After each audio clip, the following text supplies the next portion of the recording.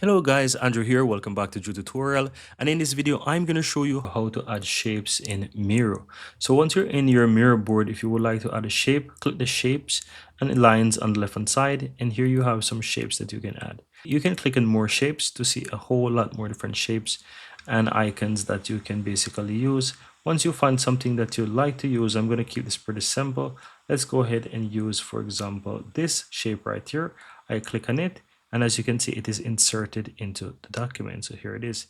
And I can resize it now to make it how I want. Once you go ahead and resize it, in case, guys, you have your design and it's super small, like so small that you're not able to view what it looks like, it could be that you need to change the percentage on your lower right hand side of your page. So go ahead and change the percentage here to ensure that you're able to see what it is, and you can go ahead and you can basically make the changes to the size as you want. So as you can see, I've done that, and I can change text, I can do whatever it is I want to with this new shape.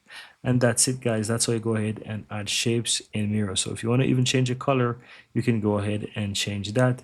And to do that, all you have to do is look to where it shows the shape, colors, and so forth on the left hand side. You click on this, and here you can change the border line if you want, and even fill the text, and even change the color here of the line. And if you want to change the fill of it, you can go ahead and select other stuff as well to change the fill of that.